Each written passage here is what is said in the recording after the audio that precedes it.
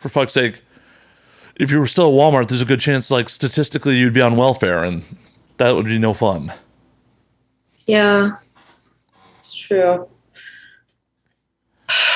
Not that there's anything wrong with being on welfare, but there's a problem with working a full-time job and still needing welfare when you're owned by billionaires. Yeah. I used to work on food trucks, and then I waited tables. And then I was like a bartender waitress. And then I was like working at a grocery store. And then I like moved up and was doing computer stuff there. And I was doing this all the time. It was actually cool. I got a lot done once I moved upstairs. I had more time. As much as like on air, I don't like to talk to people like about how they got in the industry. It's generally most people are like had a weird path to end up here. Most people don't. No, I just trailed off on my old jobs. Like I wasn't even thinking about my job now. I was just like, I worked at Walmart. I did this other thing. I actually drove a food truck for a long time that had no shocks. A cupcake truck with no shocks in it. That sounds like really messy cupcakes. It really sounds like a disaster waiting to happen. Just frosting everywhere. I can't even like believe that was my job for like 9 months of my life.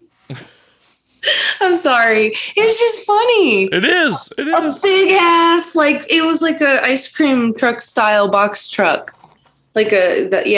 I worked on another food truck before that, but I didn't drive that one. Did the cupcake truck like have the same, ring that like the ice cream truck did? Did people come running? No, we didn't like ring. Like, no, it wasn't like that cool. They just, it was like fancy cupcakes though. They were good. Like, where do they compare to sprinkles? What sprinkles? Oh, out here in LA, they have like the cupcake ATM. Some of the malls. I actually don't even eat sugar anymore. I hate to break it to you. The White Claw. Well, not a lot. 2 grams. I mean, depending on the substance, then 2 grams could be quite a bit. Not sugar, but I just don't eat anything like super sweet anymore. But yeah, no, when I used to though, she made these like Nutella cookies. They were crazy. They're like a scoop. They were like, I'll tell you how she made them. They were like a traditional chocolate chip cookie batter without the chocolate chips. And then like she would put a little bit of Nutella, I think, in the batter or something. I don't know. But they were just like a chocolate chip cookie. And then she'd like push them down like a thumbprint. And she'd put like a scoop of Nutella in the middle. It was so freaking good. I was like, God damn it. I literally just ate. Now I'm hungry again. I know. I'm sorry. No need to apologize. I don't even like eat that stuff anymore. So I'm like actually listening to it and I'm like, if I ate that right now, I would probably like vomit. But it was, yeah, you could just make them. I mean, I could, but I won't. Well, you're missing out. No, because I'd probably horribly butcher them and then be like, what the fuck? This recipe's bullshit.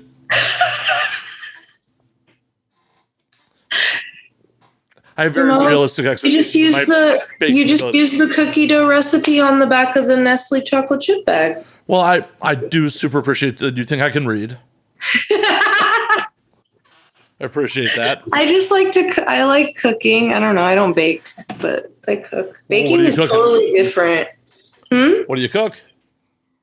I make a pretty decent meatloaf. I could be better at that.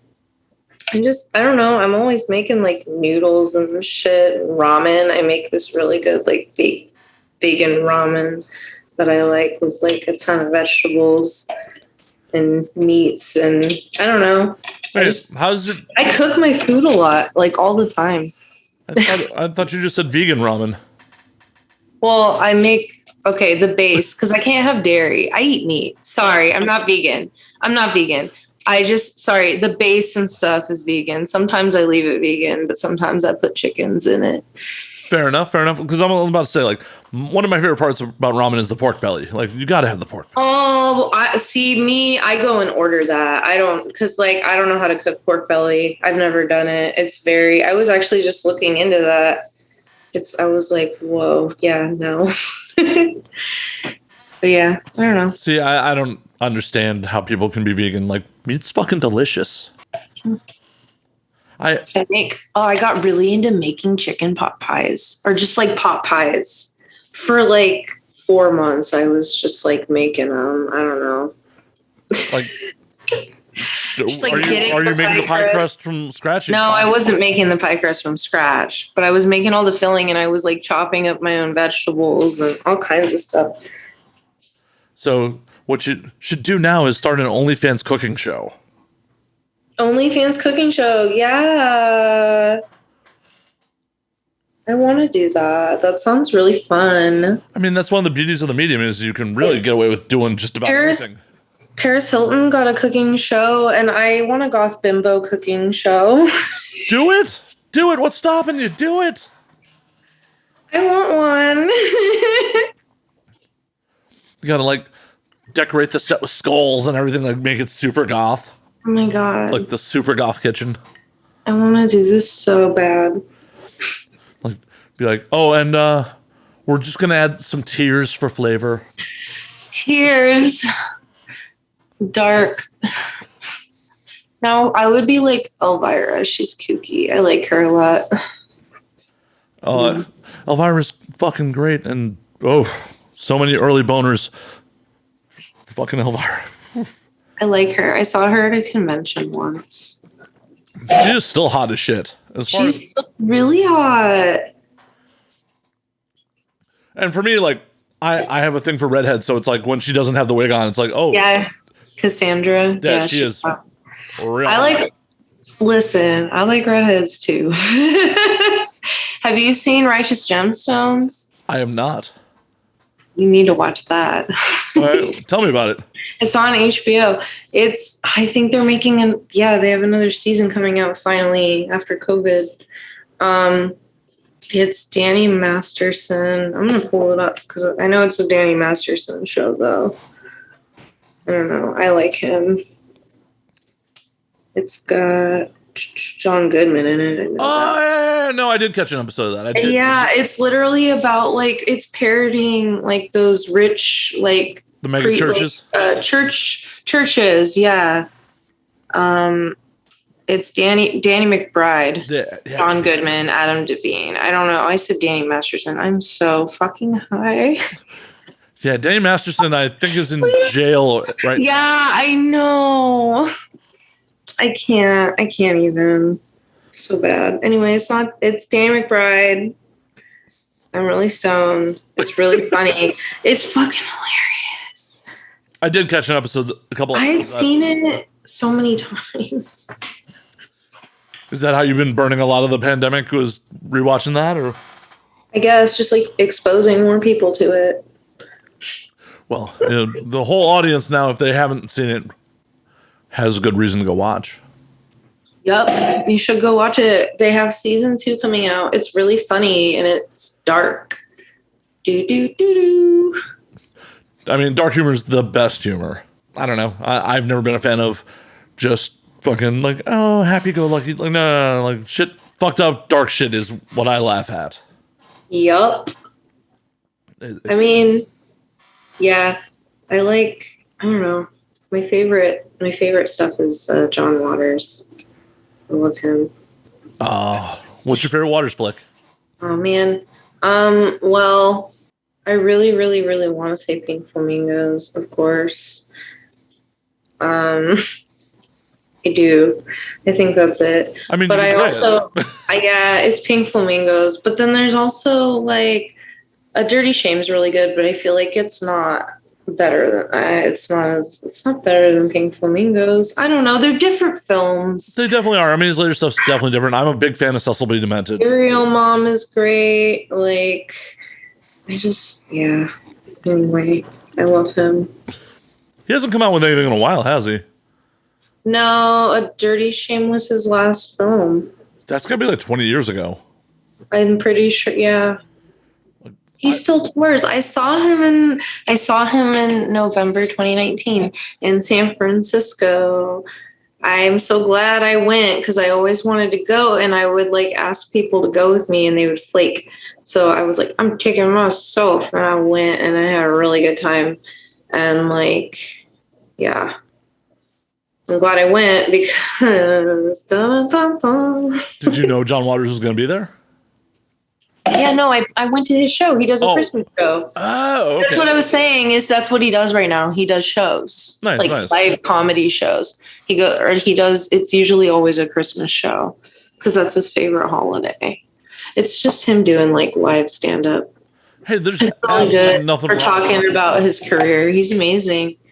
Hell yeah. No, I love going to spoken word tours like that. You ever hear Rollins speak? Like Henry Rollins does some good shit like that too. No, that would be awesome.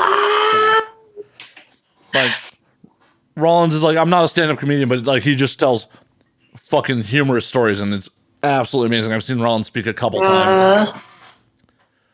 That dude has stories for days.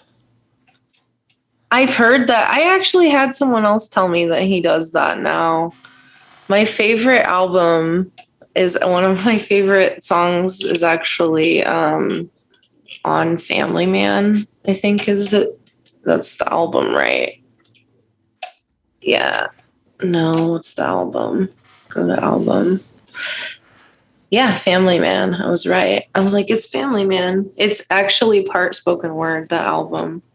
But it's like part spoken word and then part instrumental. And then I think there's a couple of bangers, but there's like a really good instrumental on that album. I won't stick any of you until I can stick all of you. It's just like a really good, I don't know. I like that album a lot. Hell yeah. Fuck. Shit. I'm trying to think of, I've heard that album. I don't think I have. Shit. It's got the Radis Norvegicus spoken word on it. Definitely have to check that. I feel like you would. I feel like if you've heard that, where he talks about the rat, I don't know, or the salt on a slug, spoken word. Yeah, it's partially Henry Rollins doing spoken words. I will definitely have to check that out. It's pretty cool. Someone's gonna be like, "Meh." Oh, I'm not losing any sleep over someone. No, I'm just kidding. If they are, they are. Whatever. Like, Family Man is great. I've even got my cum rag shirt on. I didn't for the audio audience. Like, I'm literally that oblivious. I'm like, I did not like. Oh yeah, that's. Yeah, I'm wearing a Black Flag Bars shirt, white on black, and it says cum rag instead of Black Flag. Yeah, I'm. Just brought up Rollins out of the blue, not because of the shirt. Like that was really just me being oblivious. I know. I was like, whoa. Yeah, my friend makes these Clout Curator. Hell yeah.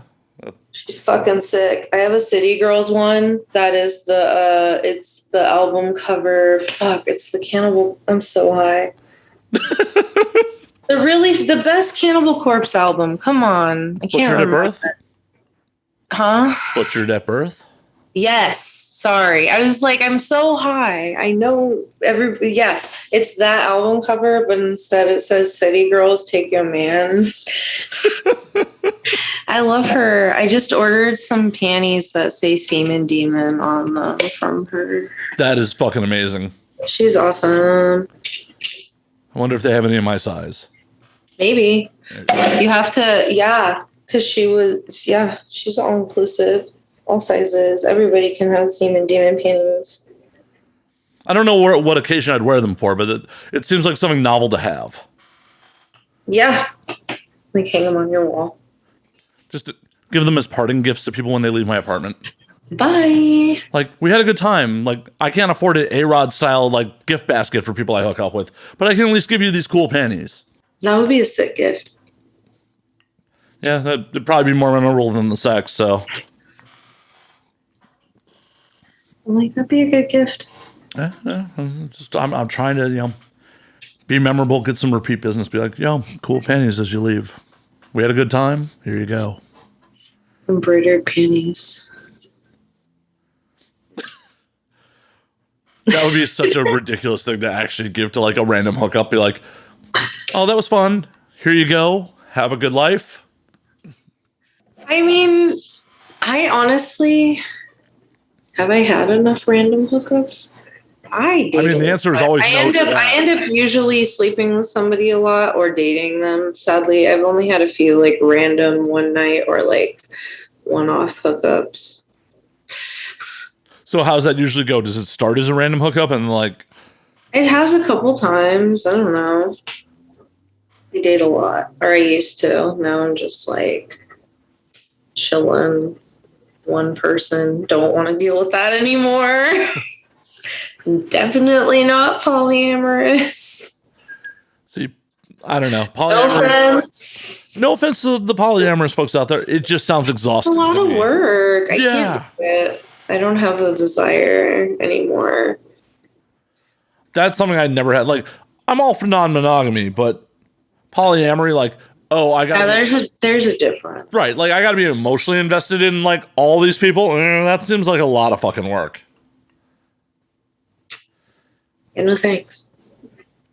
Yeah, and also it just sounds like a balancing act that I just don't want to deal with. Like, well, you're my primary, so you get most of my attention, and then you're my second. Nah. Have you tried? Have you tried from experience and been like, nah, this doesn't work for me? Yeah. Oh yeah. I've had okay. I'll be fair. I've had a good experience in polyamory. I'm still really good friends with that person. We're best friends. So I will say that experience was like awesome. But yeah, what no, it's happened all when it ended? it just I moved away and we realized that like a big part of our like having that level of a relationship was like getting to spend a lot of time together. So we were just like, let's just be friends and like, you know. Would you guys ever like try to reconcile if you end up in the same city again?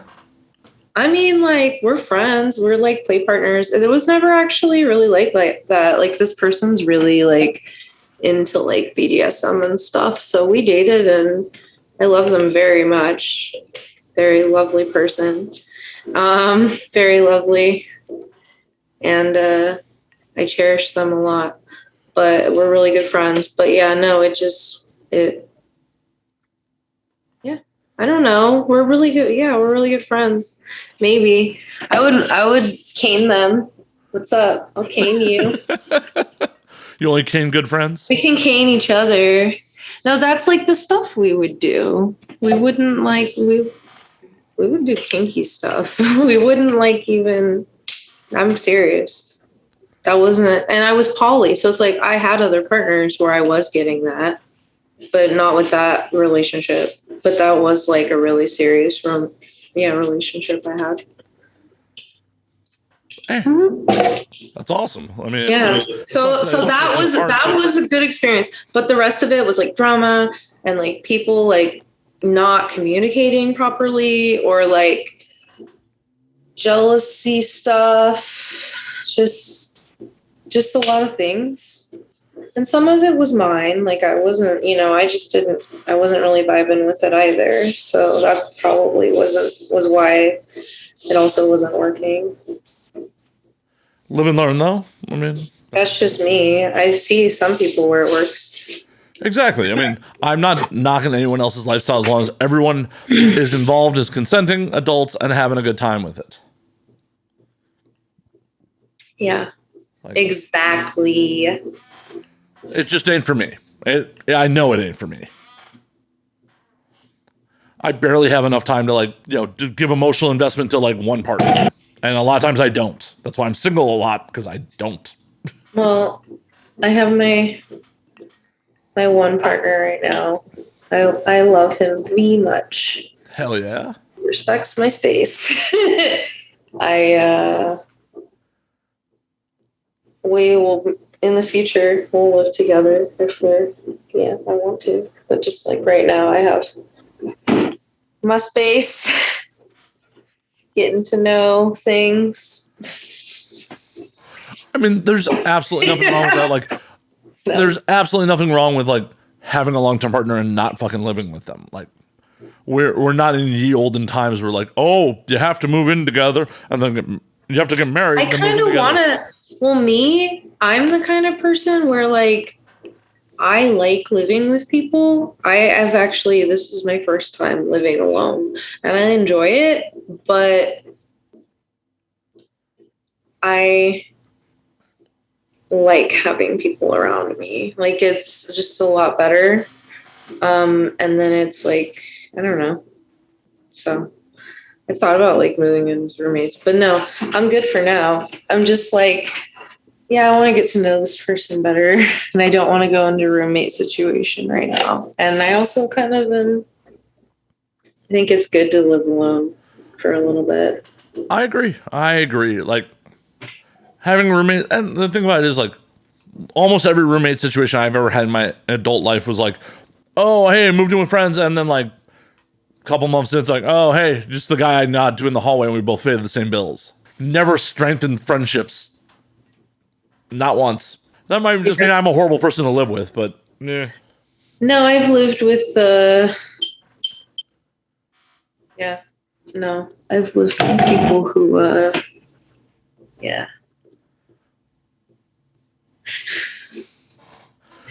it just doesn't work. Just doesn't work out. It's a very sensitive space, you know? Yeah, you have to find like the right balancing act of like. I lived with someone that I really liked. Like we were really good friends, and that was cool. That was nice. But yeah, after a while, it still gets like you still fight with each other. People come home in bad moods. Like, sometimes people don't pay the rent on time. And you're the person on the lease who has to cover the rent for 2 weeks. Yeah, that's always a way to sour a friendship. Yeah, I'm always like, yeah, no, not right now. I don't need to. that never. When money gets fucked up, like, that's the end of almost any relationship. Crazy stuff. But it was cool. Like, I liked it at the time. It's like at the time it worked. Like, it's cheaper to live with people. I do like living with people. I also was like throwing punk shows and house shows in like out of our house. We were doing that. So that was cool. And I was younger and now I'm like, no, I don't want to deal with that. Makes sense. And the roommate was cool with the punk shows, or they stopped being cool? Yeah, he was in a band too. Yeah. So that was sick. That was yeah. Tell me about that shit. Like, I'm curious. Okay. Punk shows, like, I moved to Oakland. I mean, like, not exclusively punk shows, just like, okay. Well, you're throwing shows.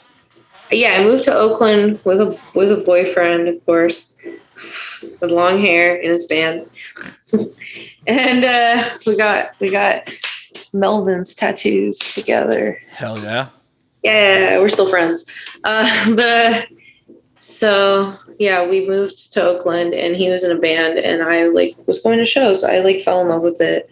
I was going to all kinds like stoner metal and like he was in kind of like a 70s kind of stonery metal band. Like Sabbath-esque or? Yeah. And so like Sabbath X Rush. Very, interesting. Like mixes of stuff. They're called Owl. OVVL. Owl. They're still around? Yeah, they're great. Plug in them.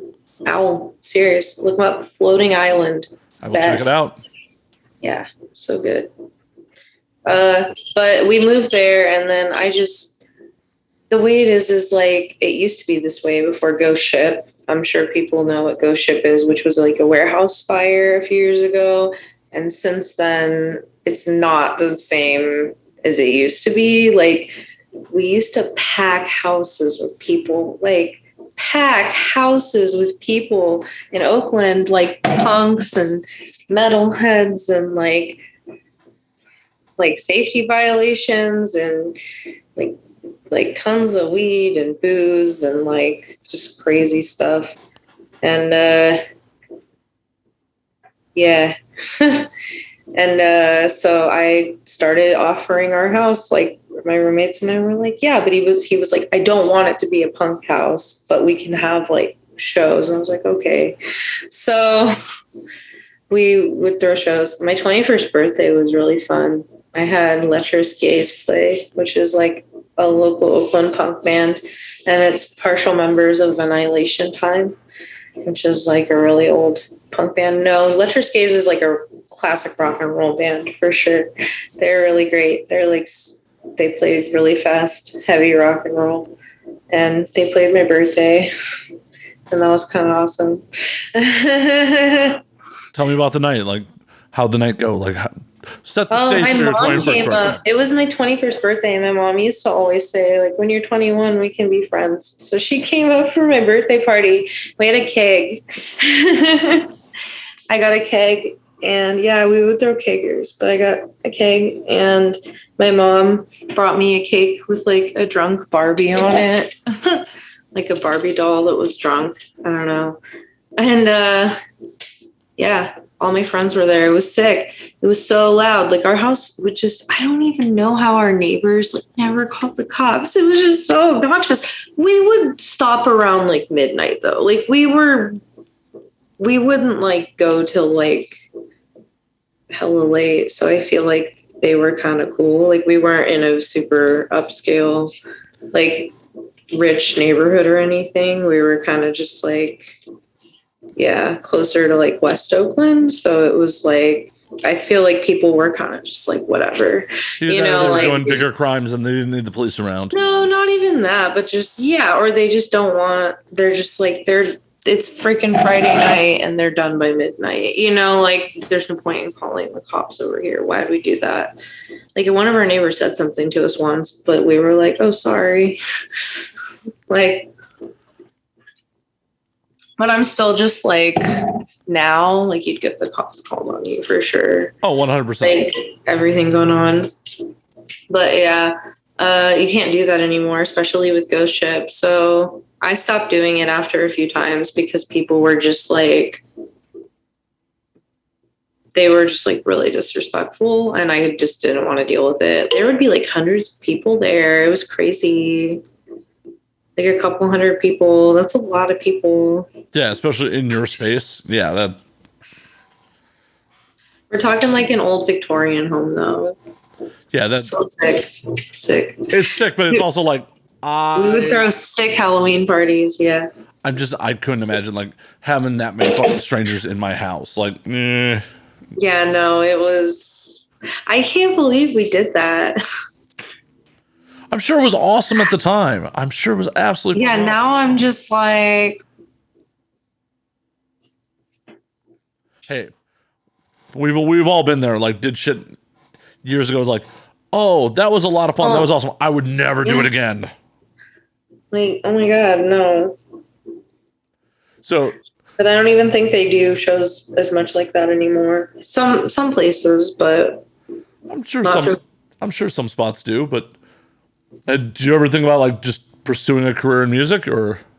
I wanted to do that. I actually dated somebody for a while that was like a local booker, and I know people, things a little bit. I could if I wanted to, but it's a lot. I don't want to deal with it. I like music. I collect records. I listen to music every day of my life. What's on your cherished vinyl? I have a lot of Melvin's vinyl, and that was really cool because for a long time they didn't repress their stuff, and so their records were really expensive, and they're still kind of pricey. I don't collect for for value. I just like collect stuff. So I have a couple things. Like I do have a pentagram, like the band from the 70s. I have like a double LP like box set. Like it's two or like a double. It's like two records, but they're both doubles, and they're Last Days Here, Volume 1 and 2. That was like really sick. And just like I like a lot of like stoner, like I like Denava, I like Electric Wizard, I like Sleep, I have a lot of stuff like that. Black Sabbath for sure. Rainbow. I also listen to stuff like I have a Led Zeppelin tattoo. That was my first professional tattoo. Um, like Steve Miller Band. I've seen them live. That was fun. I saw him. That was sick. I like emo music. I don't know. I like Silverstein. I like Taking Back Sunday. Like Pierce the Veil and My Chemical Romance and Fall Out Boy. I love Fall Out Boy. Their music isn't very good anymore. Sorry, boys. I break it to you. I'm that metalhead girl you met a few years ago. You thought I was really cool. Well, you still think I'm cool. I'm telling you. It's not good. It's not looking good, boys. See, the Fall Out Boy guys are from one suburb north of me in Chicago, so like I got to have a little rivalry there because like that suburb, like it's just silly drama, but it's like, oh no, that's the rich kid suburb. Fuck that. Well, they sold out. I'm sorry, man. They started off in the rich kid suburb. They started selling out. No. Yeah, all those guys came from money. They were really nice to me. Oh, I'm sure they're nice dudes. Like, no, they're nice, but that's just like. I mean, I'm not trying to shit on them if you enjoy their art. I'm just saying the content of their art. I'm just like now like. Oh, they kind of just sound whiny. I didn't even realize they were still making shit. Yeah, no, it's not. It's not great. It's not good. It's not good. So what shows are like your top tier like fucking shows? Every year I go like live music and stuff. Yeah. Every year I go to see Melvins, my favorite band. Every year, once if not twice. I'm going to tell you something that's going to make you real jealous. Real jealous. What? My first show was the Melvins, Reverend Horton Heat, and White Zombie. Nice. Like that's cool. Dale Crover follows me on Instagram, and sometimes he likes my thirst traps. Yeah, that's sick. That's sick. What's up? No, that's a sick lineup. No, I've seen a lot of I've seen Sleep, and that was fucking sick. And I saw them at the Fox Theater, and we hotboxed the Fox Theater, and I was so stoned and I almost like passed out standing up. I'm serious. I've never seen Sleep. I've seen High on Fire. I love High on Fire. They're great. Yeah. A lot of the same dudes. So my friend,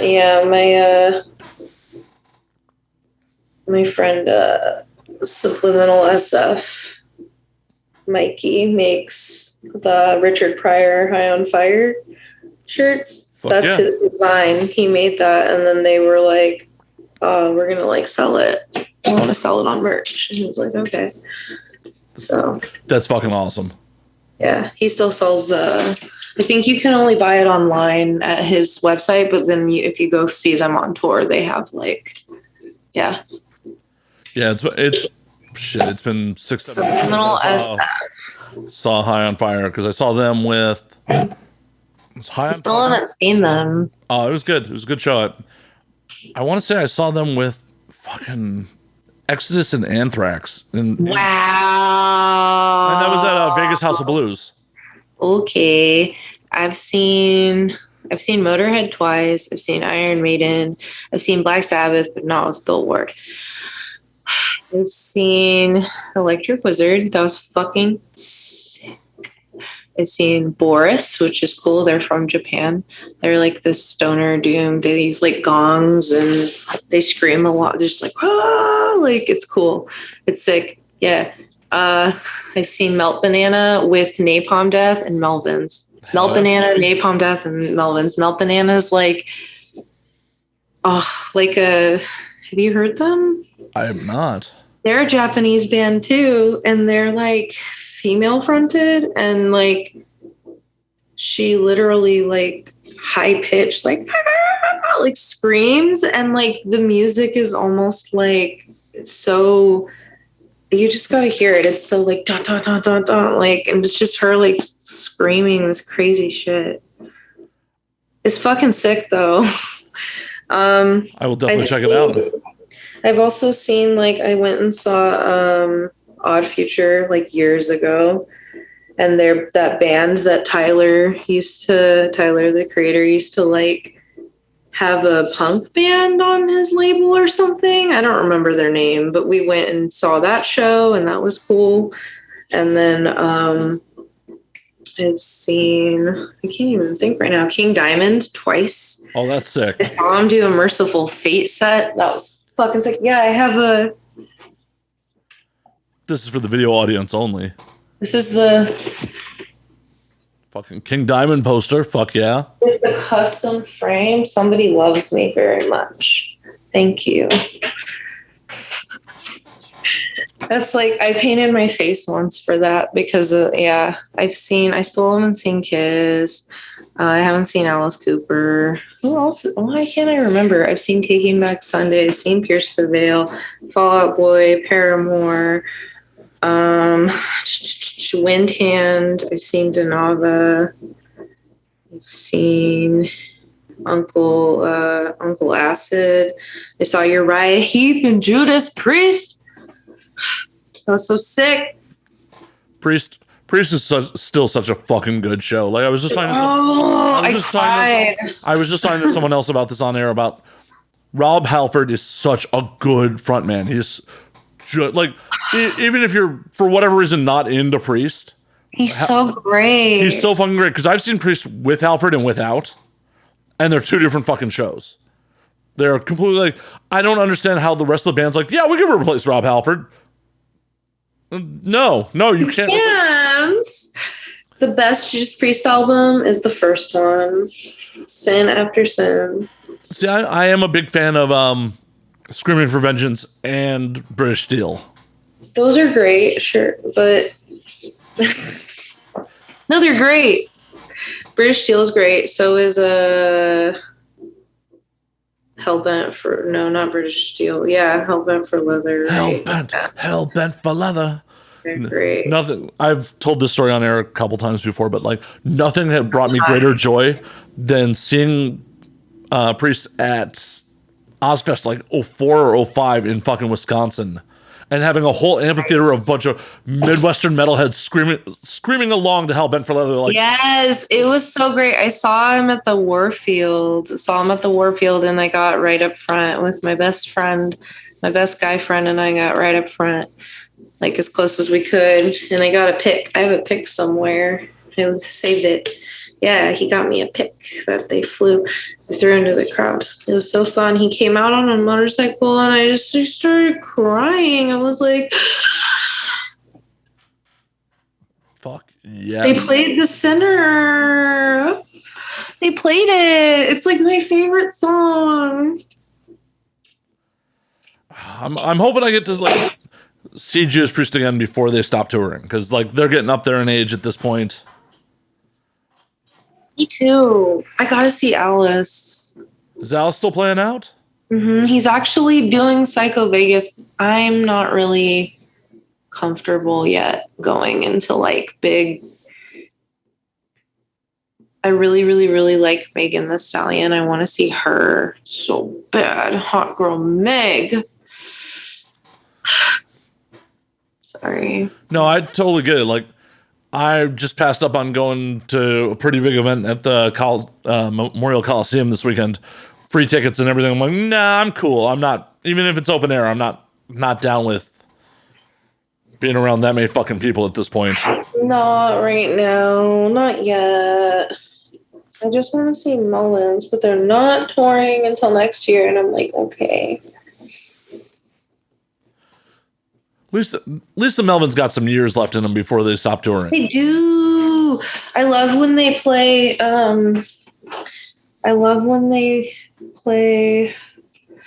Gosh, just love Donuts. They only play it live, and it's so good. It's really good, and the crowd just like chants along. Make those donuts with extra grease. This batch is for the chief of police. That's the whole song. with like guitar riffs in between. It's an old punk song. They always pick like stuff like just that they only play on tour every so often. Well, and I super appreciate that shit because like if a band is just playing the album or just playing the hits, it's like I could have stayed home and had this similar experience. You want to you want it to be a show. You want it to be something like that's a memory that you're just like, oh, I only got this because I got to see them fucking live. Yes. I love them. I love them so much. I saw them with the Red Cross finally because Steven from Red Cross is in Melvin's right now. So, or he's been in for a minute. And so they toured with Red Cross and that was so sick. Like they always sound so great. They always play killer shows. Their music is so versatile. I love them. They make me happy. Fuck yeah. So, besides the Melvins, the minute it's safe to do so, what show are you going to? Ooh, well, I do want to see Megan really bad.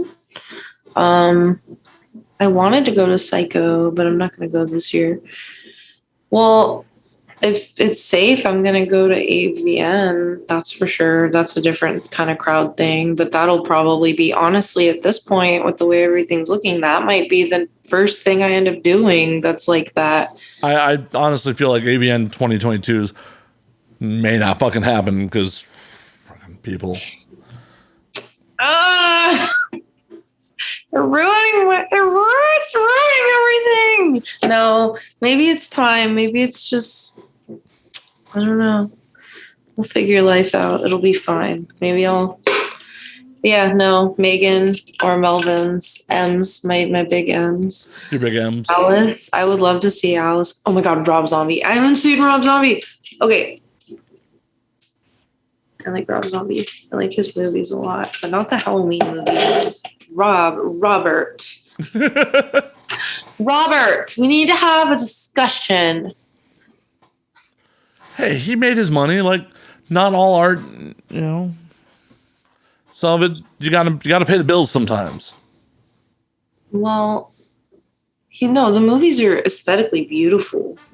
He makes amazing movies. House of a Thousand Corpses, one of my favorite movies. I watch it multiple times a year because I'm a freaking weirdo.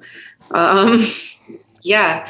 So it's really, I love him, but I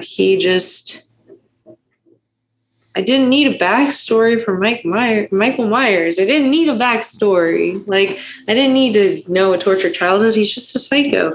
And then John Carpenter, after I saw that movie, John Carpenter did an interview and he said the same thing. And I was like,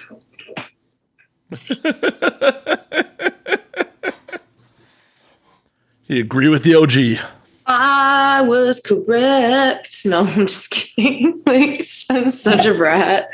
No, but really though, they're like really, the costumes are fucking cool, and like I like how dark it is. But also, Season of the Witch, Halloween 3 is fucking cool, and anybody who says otherwise, I have never seen that movie. You should. Michael Myers isn't even in it. So I've heard. I've been editing Mickey Mod's horror movie podcast, and they've talked about it quite a bit.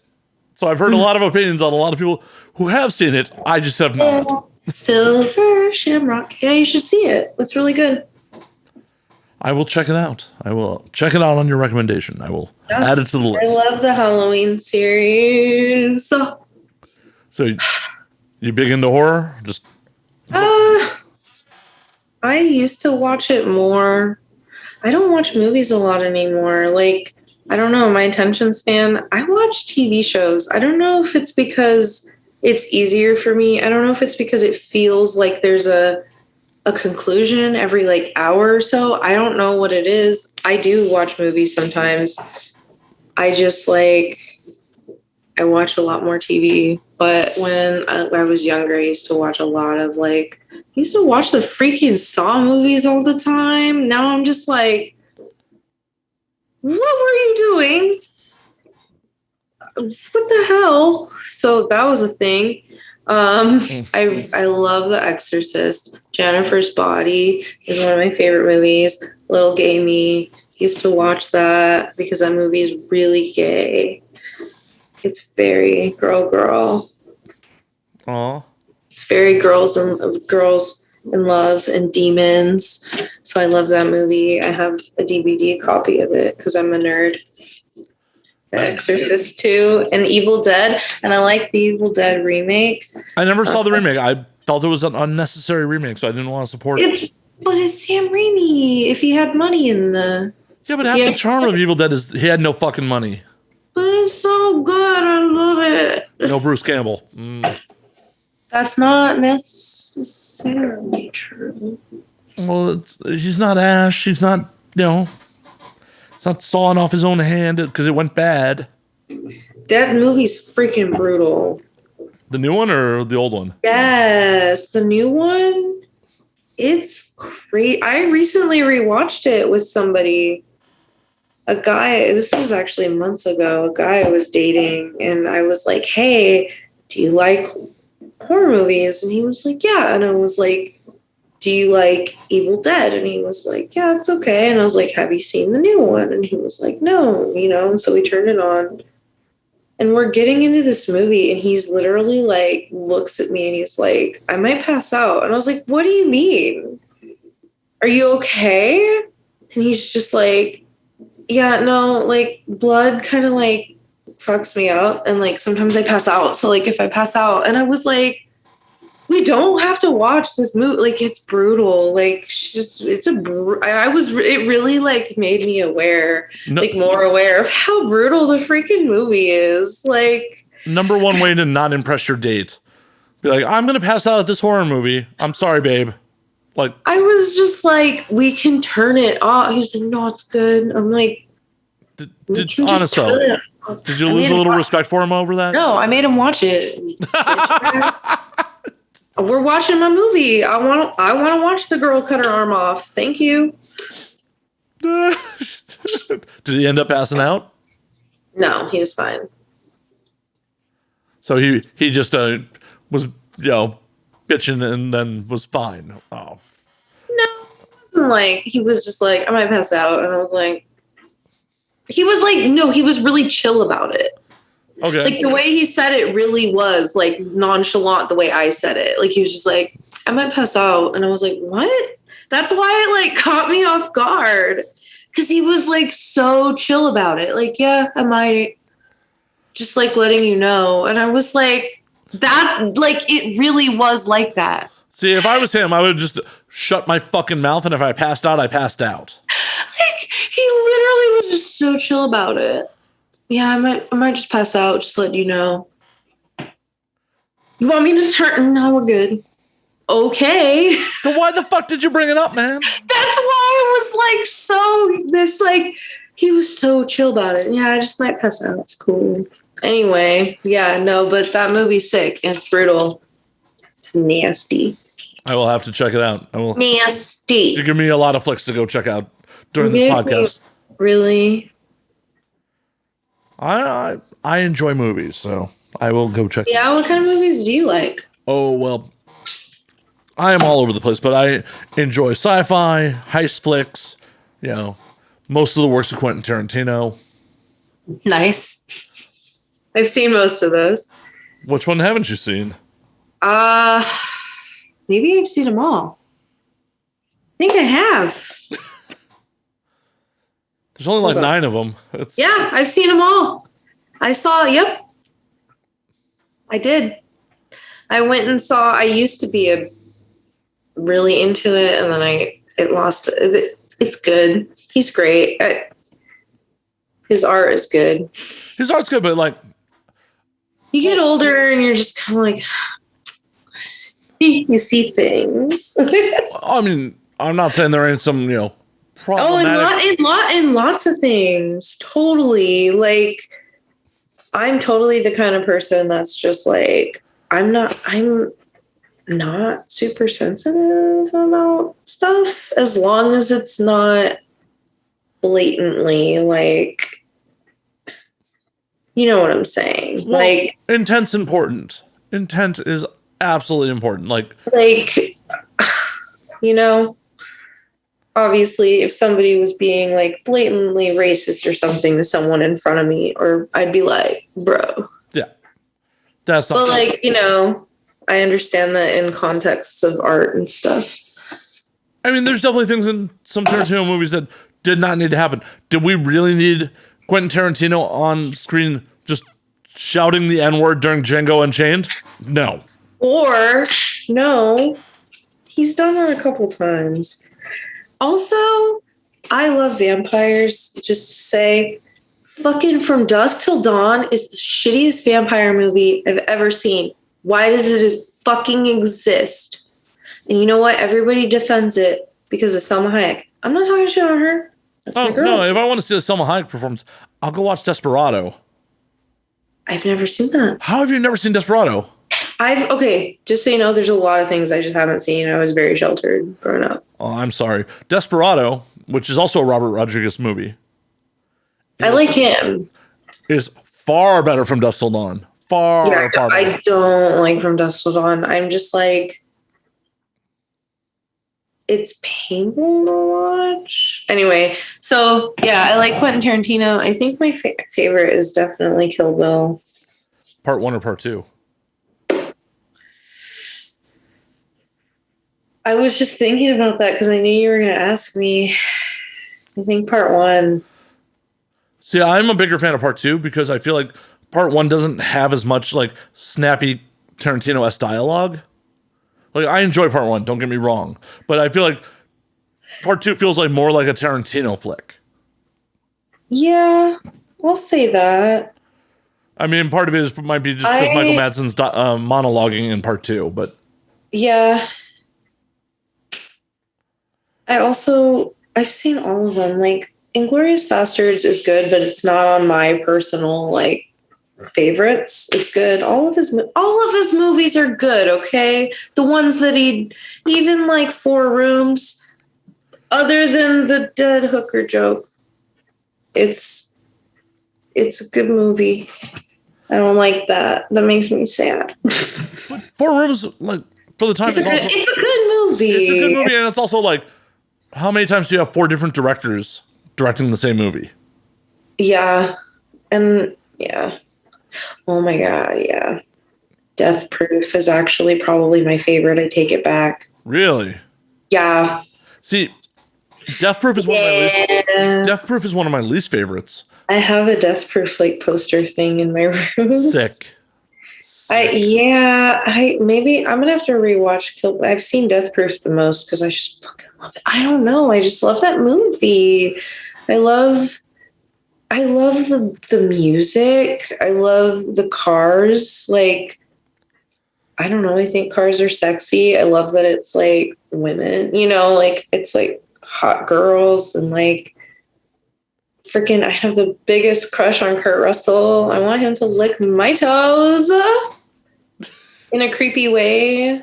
The movie's so crazy. And Rose McGowan, like, I really like a lot of stuff she's in. Like Jawbreaker, classic. Fuck yeah, Jawbreaker. That movie is so crazy. Or Doom Generation is fucking weird. Doom Generation is so good. It's just like, yeah, I like Doom Generation. I've seen the prequel to that. It's not as good. No. It's not even, they don't even feel like connected. It's very weird. I mean, they're both very weird movies, but I do like what's the other one? The one that's Death Proof and Planet Terror. Which is also Robert Rodriguez. Yes.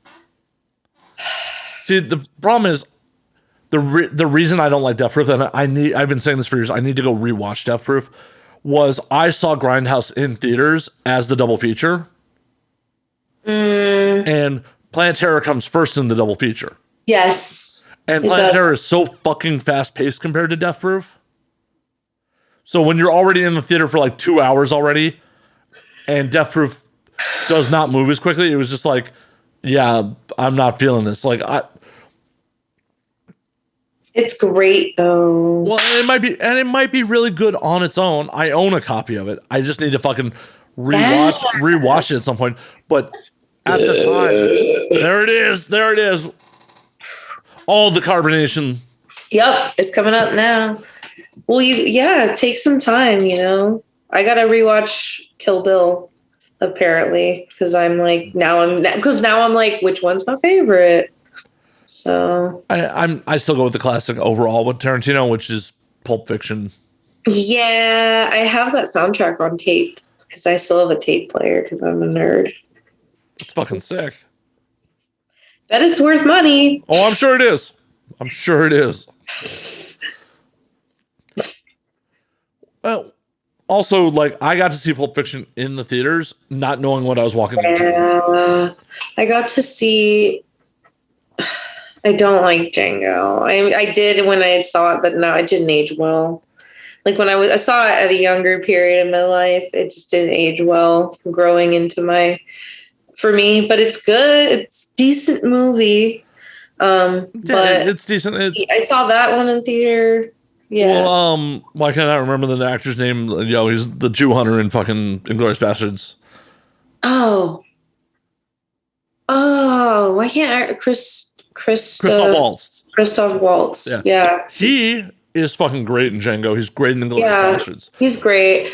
There's things about them. It's just, I'm not even gonna say it. So I mean, there's definitely some shit with that movie. It's just, I'm not gonna say it because it's just a really violent movie. I think everybody feels differently about it. I'll say that. I mean, I honestly feel like the movie also could have ended 15 minutes before it did. Yeah. Like the whole sequence of Django being resold. Spoilers for Django Unchained, if you haven't seen it, like it's if you haven't, in like what 10 years at least. That movie definitely, if you haven't seen Django Unchained by now, you're the whole like sequence of him getting sold back into slavery and then getting back out and then more revenge is just like, this is all unnecessary to the story. It was just really, I don't know if I'm gonna ever rewatch it because I feel like it now. I would just be like, Lita, is the law coming for you right now? Is that what I'm hearing? The law's coming for you? Oh my god. No, I'm near it's the freaking city. There's shit happening. There's not really anything near. I'm like, I don't know what I was saying. I'm like, I live in the city. So there's just cops. I've actually never been arrested. How have you avoided arrests with all the shit you were doing? I don't know. I haven't gotten in trouble a lot in my life. I don't do a lot of like the stuff that I do. I don't know. I don't do like, I don't really do stuff that is like, maybe I don't get caught. I don't know. That's the right answer. Some of the stuff I do is just definitely, but also I really don't like, I don't do that much. I don't like, I've been pulled over like once for speeding. I've been pulled over, I think 3 times in my life, maybe 4. For like, one of them was because my tail light was out, and it was funny.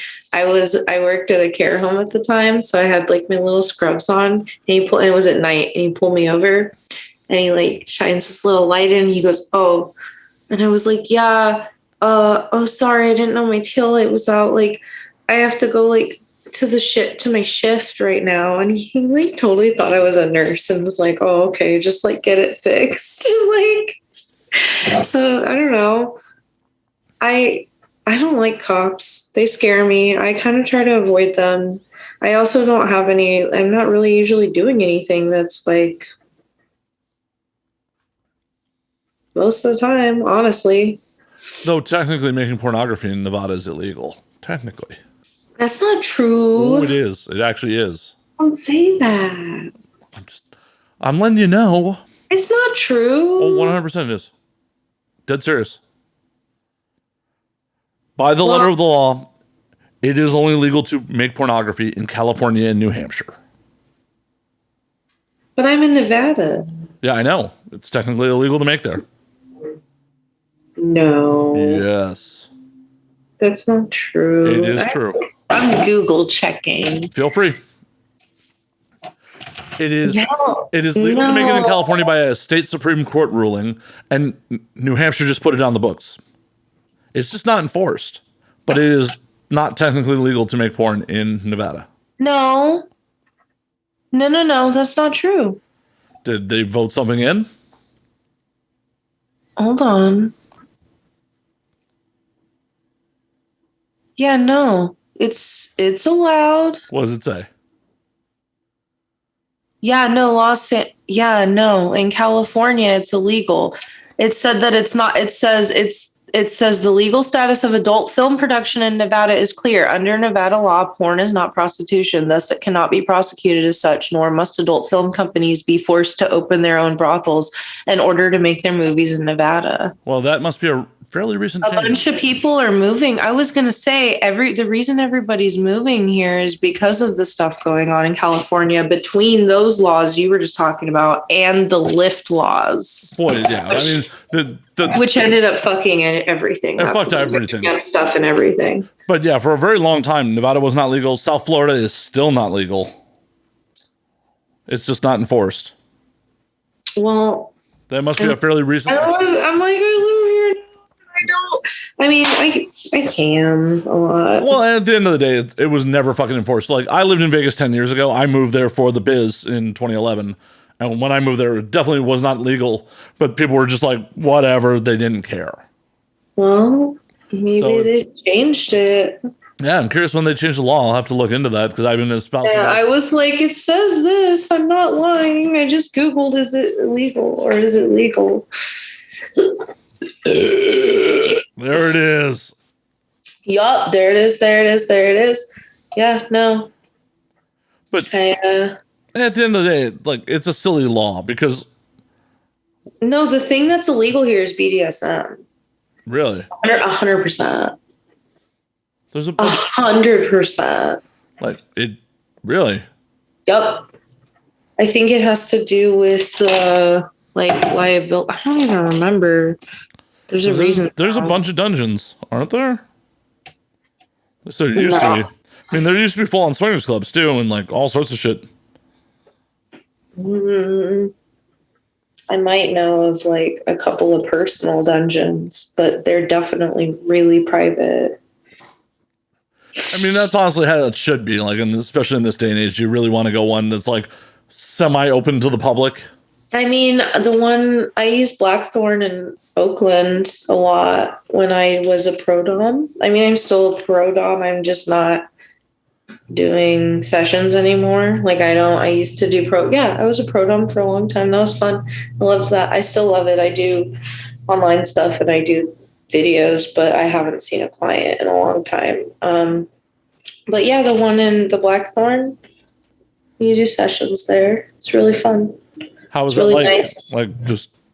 It's really pretty. She's got it all done up. It looks all goth and like nice equipment and like, she does rent to people. She vets them, but she does rent to like couples and stuff in the area. But yeah, it was just really convenient. I don't know, seeing like people for pro dom is just really fun. I've learned a lot in my life. Seen a lot of things. I have seen. I'm not lying to you. I would not lie about what I'm about to say. Okay. I have seen a soccer ball in a grown man's ass. Like fully inflated? Yes. Eesh. I've seen some things. Like I don't know how we did it. I had this client. I never saw his face on like Night Flirt, and we would chat, and he would literally just pop up and be like, because I love people putting stuff in butts, whatever. So like, he would pop up and just be like, "Mistress, can I like stuff my ass for you?" And it started with like apples. He'd like put apples in his butt, and I was like, haha, whatever. And then he would do like a fire extinguisher. He'd do just like crazy stupid shit. like pool balls. One time it was pool balls, and I was like, Jesus Christ. And then I shit you not, it was a soccer ball. I was like, first I was kind of skeptical after like the first photo, but then he kept coming back. And in my head, I was like, somebody is taking these freaking pictures. Maybe it's this guy. Maybe he found them somewhere. This actually is real. Like this has to be like this. It's pictures of like the same room with the same person, like putting different things in his butt. Like, just so, are you watching him fully insert the soccer ball? No, he would just send me pictures. It was already inserted when you saw it. Yeah. So like, I'm trying to figure out the. Maybe it was smaller. It looked big to me. Maybe it was smaller. I mean, even a novelty soccer ball is not small. It's crazy. Oh yeah, no, you can get big stuff in the butt. I've had both my hands in somebody's butt.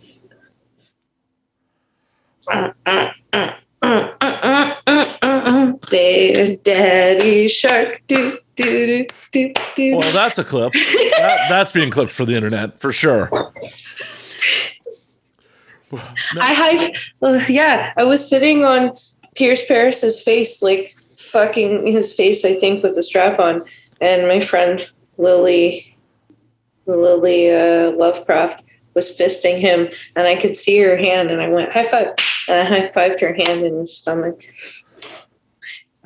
Oh, that can't be healthy. Like, dude. That was my hobby for a long time before it ever became my job. So it actually, honestly, is a big part of my life. Just like my kinky stuff. Inserting things into men's buttholes. Yeah, for sure. That specifically. No, seriously. I had a reputation at the parties. I'd like peg dudes hella hard in front of the party. It was fun. Consensually. It's that kind of a party. No, you can't just be like, oh yeah, this thing happened. Look, I want to hear the story of this. Like, play parties, dungeon parties. Okay.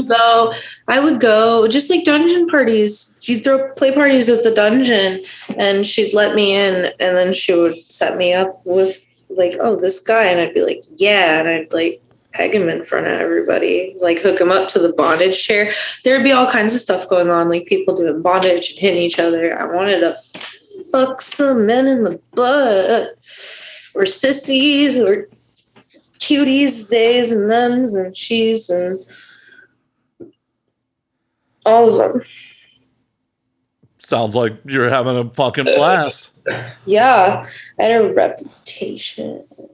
Yeah, no, I'm really nice. Do you miss those days? Do you miss those parties? I still am friends with those people. I'll go to a party again. I like to play harder with a closed set. So like the videos that I did, the really hardcore BDSM, those were not like studio things. Those were like people, those are like independent people who like are lifestyle people. And I reached out to them and we like traded that content because I wanted to do those things.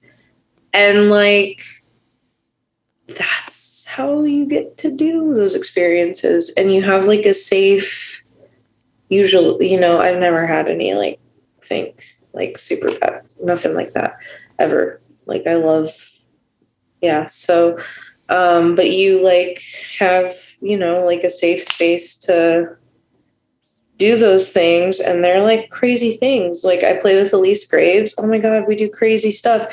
She like, it's like my personal, but it's like playing. Like I don't even say I film, like I say I play, because it's almost like, yeah, we're filming, but like we're friends. And like the stuff I do with her, I would not do with like most people. Like I let her put a plastic bag over my head with like a noose thing. Oof. And yeah, like I let my friend I have to say his name is Brutal Master. I let my friend like waterboard me. I asked for that. Like I like extreme highs and lows. I don't know. I like adrenaline, but I like to do things that I know aren't gonna kill me. Tell me about the waterboarding experience. fucking wild. Oh, the waterboarding. Oh, it was so fun. It was very special. I'm all like, it was very special. Well, I saw a video of Charlotte Sartre getting waterboarded with piss.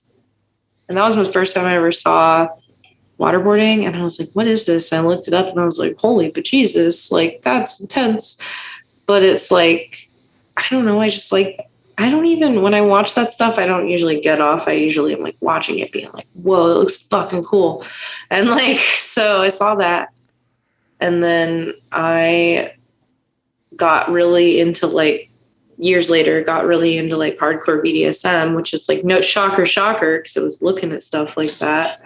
And then I met other people who like were doing stuff like that, like crazy shit. Like people do like cuttings and extreme whippings and like breath play stuff and like waterboarding and oh my God, I'm an electro slut. Like some of the electricity stuff I do, people are like, what the fuck? I just love it. I understand like people have different, but anyway, this waterboarding, I kept hearing people talk about it. And my friend was like, Bruno Master was like, I would love to do that. Like if you, and we did a really degrading, we did like, took me down into like subspace super hard and did like, I really like slut shaming stuff and I trust him a lot. And he really like took me down into like a space I wanted to be and like electrified me. And like, I love that. And then had my friends, my two other performer friends hold me back in a school desk that I was like strapped to, an old school desk, like, yeah, and waterboarded me with like, not a tradition. We used like a different kind of cloth. So it probably wasn't as intense. I forget it wasn't that thin. It was like more of like a thicker washcloth. It still fucking sucked. I will say that. It's still, so, okay, what happens is they tilt you back and they put it on your head and like, I don't even know if we did. There's probably someone's gonna be like, that's not correct, but that's how we did it. They tilted me back. I was strapped in, put the towel over my face. And as soon as the towel's over your face, so like I understood what was going to happen. I understood that there was going to be a cloth over my face and water poured on it and that my brain and my body would respond thinking that I'm drowning. I understood that. I knew that. I understood. And I agreed to it. Oh my God. You get under the cloth. And the first thing that happens is I'm like, oh my God. Like, like now I can't see anything. And then like he talks a lot because we are filming. So like, to be fair also, like, I'm hearing him go like, oh, like I'm getting like, oh, the water. So it's like, but still you hear it and you're just like, fuck. Like, and then like, but then you're also like on camera and also like, you want to do it. Like, it's this almost this thing of like, I want to do it. Like, I want to do it. It's not going to kill me. I'm going to be fine. I'm not really freaking out. I have called red on some things, I will be honest, but it was just like, I'm gonna do it. And he poured the water on the first time and like I was like immediately just like, oh, like I'm gonna die here, this is like how I die, like. And then he pulled it off and then I was like, this moment, it was like I just started laughing. I don't know. So then we did it again and it sucked. And then we did one that was really intense. We actually cut it out of the video. It was really intense. And like my friend at the time, she was like, I started to really be like, argh! And she freaking like ripped it off. And so we cut that out of the video. She like ripped it off. They took me out of the bondage, like made sure for a minute and made sure I was cool. And then but that was her being like, I was fine. I was like, no, I'm good. And she's like, are you sure? Like, let's take a minute. And I was like, I'm fine. But so that one, That one was intense. I remember being like, no, like, and I don't know, I laughed and I cried a little and I regretted it and I loved it and it was fun. I don't know. It's like riding a roller coaster or anything where you like get on there and then you're like, fuck, fuck, fuck, fuck, fuck, fuck, fuck. Cause like you feel like you feel like something could happen, but you know that like you're fine. You know, like you're going over the bump and you're just like, I'm in the roller coaster. This is fucking terrifying, but like, I'll be okay. Like, I'm not going to die. It's fine. Most likely not going to die. Hate to bring it to the audience. I'm actually interviewing a ghost right now. She died. I'm so pale. That's why I had to go put on makeup so that I could have some color. So when they were doing it, though, were they holding their nose shut or just the rag over? No, they just put the cloth over your face and the water, like, just do it sometime. I don't know how to explain it. Hard pass on that. It's like, so you can still breathe through it. Right. And the water's not going in. I mean, you have to be careful because water can go in, but like the water's there. So it's like you're breathing water, but you're not. Does that make sense? But you're getting just enough oxygen that you're not going to die. All right. But your brain goes, oh my God, oh my God, oh my God, because you feel like it's insane. And if they don't do it correctly, of course you could die. Like, I'm sure. Oh, I've just seen footage of like people holding people's nose shut when they've done it. That's not real. My nose was not held shut. No, it goes over your face and it's just like terrifying. Well, they had the cloth over their face, but was holding their nose while they did it. Well, I don't know if that would make it more or less intense.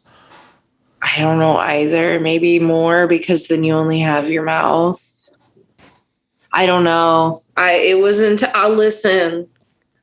It worked. I had a moment where I was like, oh my God, I'm gonna friggin' die. Like here in my head. Like I knew I wasn't going to, and it was consensual and it was fine. I'm okay. I'm not like traumatized from it. Would you consider that torture if it was non-consensual? Yes. Oh God, yeah, I do want to be clear. Like, some of the stuff I do really is like clips. A clip site took that clip down, actually. Really? They said that even though in the video we talk about before we do it, we discuss the consensual aspect of it. And there's not even any no genital touching, nothing in that video. They were just like, oh, well, I'm crying. First of all, I'm crying from the humiliation. That's why I started crying. That's what makes me cry the hardest, actually, is like hardcore, like super personal slight humiliation. I love it, but it's personal. But so like that's why I was crying. And then of course they're pouring water on my face. So like they did say like there's just a lot of crying and it's like you could be in distress. And I'm like, of course I'm in distress. You just fucking waterboarded me, of course, yeah. But I'm fine. But yeah, they just took it down. But I have it up on my website, lecherouslita.com. I sell it. I have no problems. Is it popular? Oh, it's popular. I sold tons of copies of it. My crazy enema video is popular too. My giant enema. Wait, like how big of an enema are we talking here? Like a bag. Like a full. Oof. For the audio audience, that was a pretty big bag. It was like a 2 quart. 2 quart. I didn't do it all at once. Like I did some of it. We expelled it. It's a great video. I was in bondage. There's Hitachi. I broke a webcam. Wait, how'd you break a webcam? Did you just spray on the webcam? Like what happened? Yeah, I sprayed on the webcam. It was a collaboration with my friend's website, and she was like, "Oh my God, that was great!" And I was like, "Yeah." And that video is one of my top selling videos. Not a scat video. Want to be clear, it's not. that happens in it, but that's definitely not the context of the video. I just like doing crazy shit. I have a really nice vintage medical enema stand that I'm waiting to use in another video with Brittle Master, where I'm going to get strappado bondaged. Strappado is like an old school. See, this is like stuff I really like. This is like, do you do this stuff with your partner now? I love, my partner. No, that's fine. My partner's not kinky. My partner struggles, I think. I showed him my waterboarding and he was like, but I have some play partners, like personal play partners, and I like playing with friends that I trust. But anyway, strappado is like a crazy thing that they used to do where they would like hang you by your arms and like it would rip out your, but there's a modified way, like with all kinds of bondage, you can modify things. So I'm going to get strappadoed and an enema, and then we're gonna whip me and see if I can hold it. Like nice. I just like being a badass. I like doing stupid shit. I'm like the jackass of BDSM. I just want to do it. I really am like, I'll do that. Whatever. He's like, I sprayed enema all over a fucking webcam. Oh no. I'm not embarrassed. It's fucking awesome. Right? That's good shit. Yeah. Like, that seems like the desired goal. So I'm curious, like, are you okay with your partner being vanilla? Like, does that... Yeah, I actually am. I get asked that a lot, and it actually intimidates a lot of people when they're interested in me. I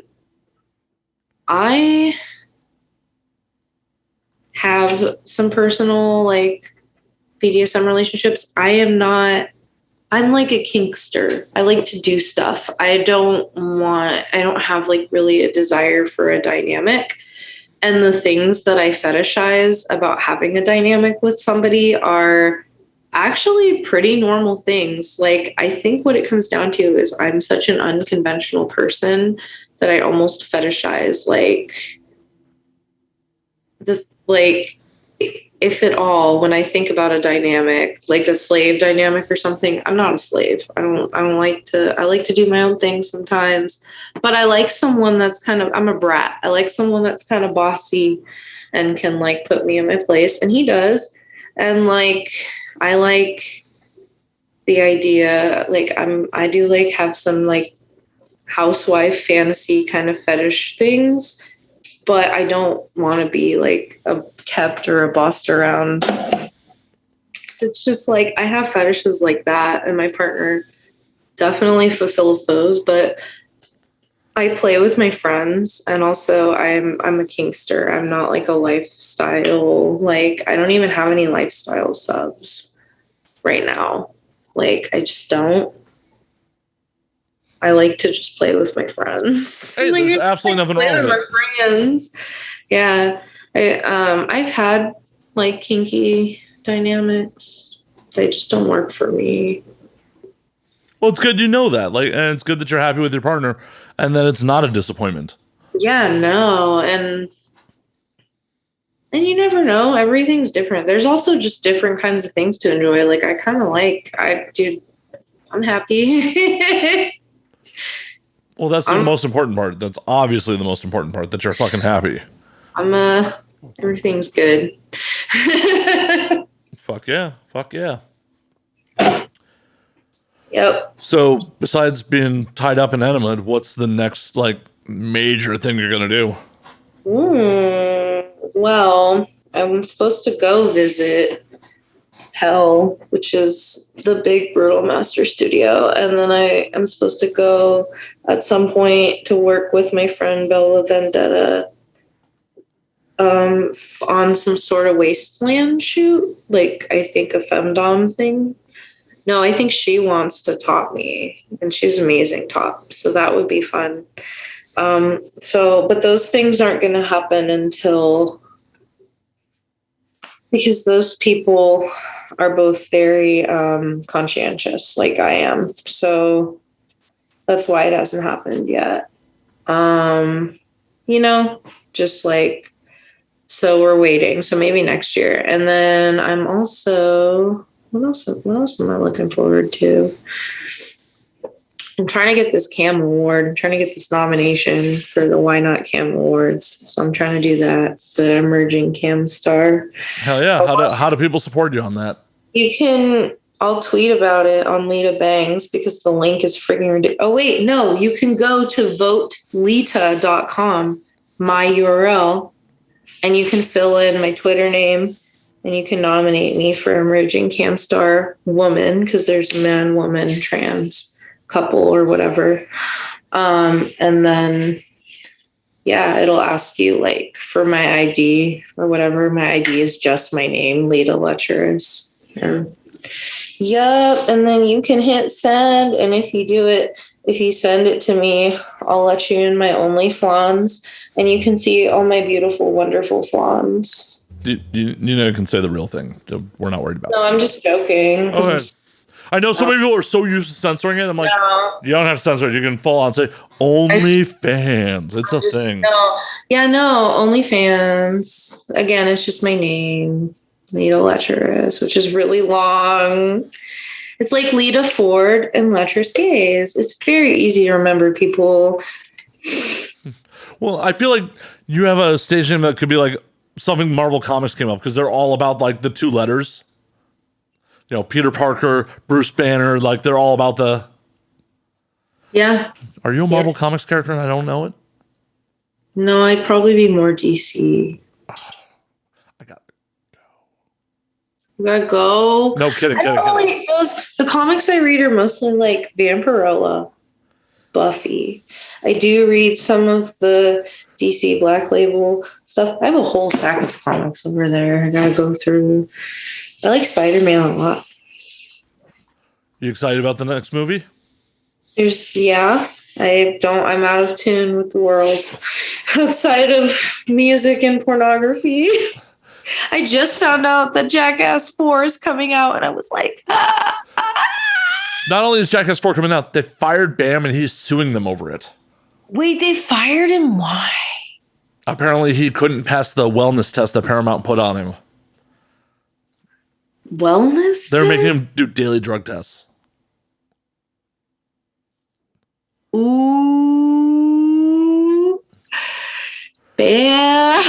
And they fired him over it, and he is suing Paramount and Johnny Knoxville and like the rest of the cast of fucking Jackass. I love Johnny Knoxville. He's my love.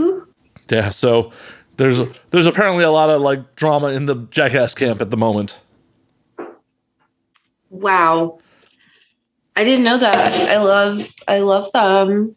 Well, I fully understand like having to do Jackass sober doesn't seem like a great idea. Well, also as somebody who does shit that is risky, doing that shit not sober is also like not a thing. Like, I'm gonna be real. I'm 28 now. I have a different perspective. I'm not super old, but I've like things I would do when I was 21, and like I could see them being like, bro, you can't like slam lines anymore before we do this like crazy shit. Like, there's liability. You know what I'm saying? Like, it's a different time. Well, and it could have not even been like the Jackass crew, just Paramount. The studio's like, yo, we have to have insurance on you. Yeah. And like, it's just like, don't shoot the messenger, like it could be that. Well, it might also just be like, dude, what are you doing? Like, come on, we're like in our 40s now. We have to stop doing this shit. Like, well, a lot of it, like, he's suing like Knoxville and all those guys over like the used stunts that he came up with and then cut him from the movie. Oh my God. And like, apparently Bam's still appearing in the movie. Like, they fired him like mid-production. So, well, he probably got paid. No, that's part of what he alleges. Okay, that's he was in violation of contract, so they're just like, boop, out. Well, that's fucked up. They got to pay him. I'd be mad too. Yeah, like, hey, I came up with a bunch of these stunts. I did some of them, and I understand I'm in violation of contract, but I should be at least. Yeah, that makes me bummed. Yeah. Did you hear about Trevor Moore from Whitest Kids You Know dying? Yeah, that was a giant bummer too. I love it. The glory hole skit is like forever burned in my brain. I have a glory hole tattoo. Every time I think of the glory hole, I think of that skit. First time I ever heard of a glory hole was that skit, and I was wee lass. And then now glory holes are just such a part of my life. Where would you be without the whitest kids you know? It could be a completely different direction if you'd never seen that skit. I don't know. It's very weird to think about. Very strange.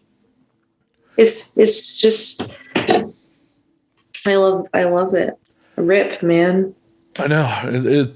It's the shittier part about getting older. It's like, oh, you learn shit, but you get to just deal with fucking people that influenced you fucking dying. It's a goddamn, vicious part of fucking life. And that is a giant fucking downer on a fucking what's supposed to be a fun show. Oh, I'm sorry. Oh, no need to apologize. I'm the one who kept responding on it. Okay, here's an upper. He always said he tweeted something about how like he wanted to, when he dies, he wants to be remembered as local sex pot in his eulogy. And somebody who published an article for some big website listed him as Trevor Moore, writer, comedian, and local sex pot. That's amazing. So yeah, he wanted us to like laugh, I mean, that's the way to do it. That's what my life insurance is slated purely for an open bar at my funeral. Oh my God. Like, I don't care what kind of cardboard box they fucking throw me in, as long as there's a good open bar at the funeral. I don't even want to go in a box. I want my body burned. People do weird stuff to bodies. I'll be dead. Won't care. I'm hot.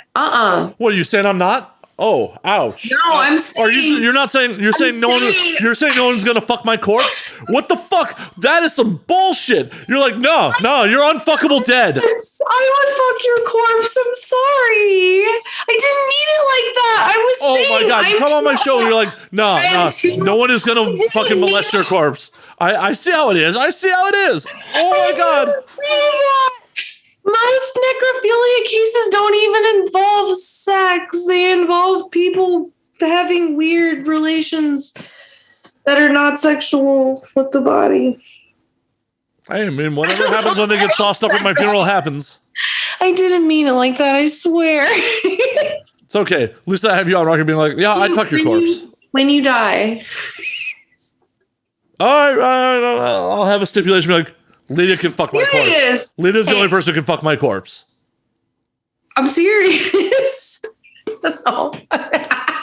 Add it to the living will. Only Lita can fuck my corpse. You gotta do it at the funeral with the open bar, though. I'll do it. It'll be fine.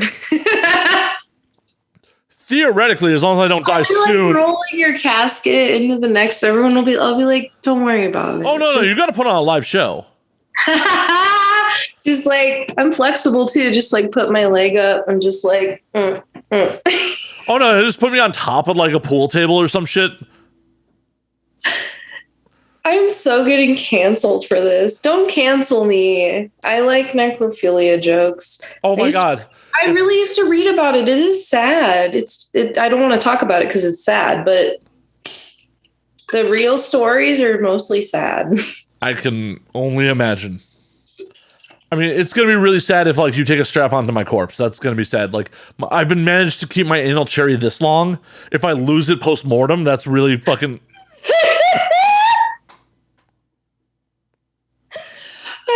There's this fucking line again from that Righteous Gemstones show. He says, I hope Satan fucks you dry.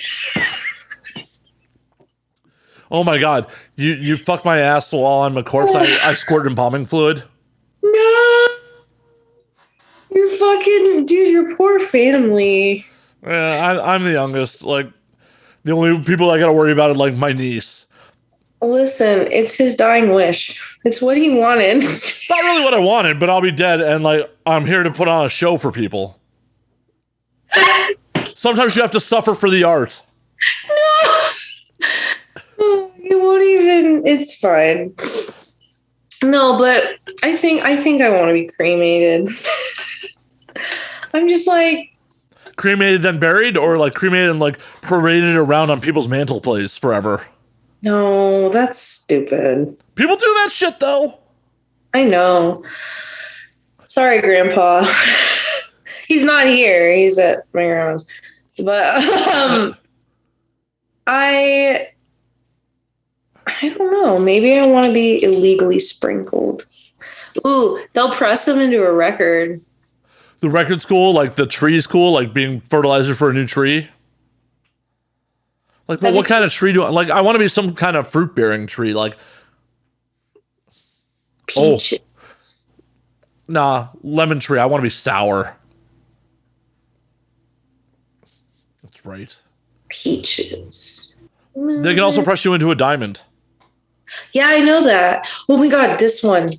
They can take your lover's ashes and put it into a vibrator. I'm not joking. Oh, I know. I've seen that too.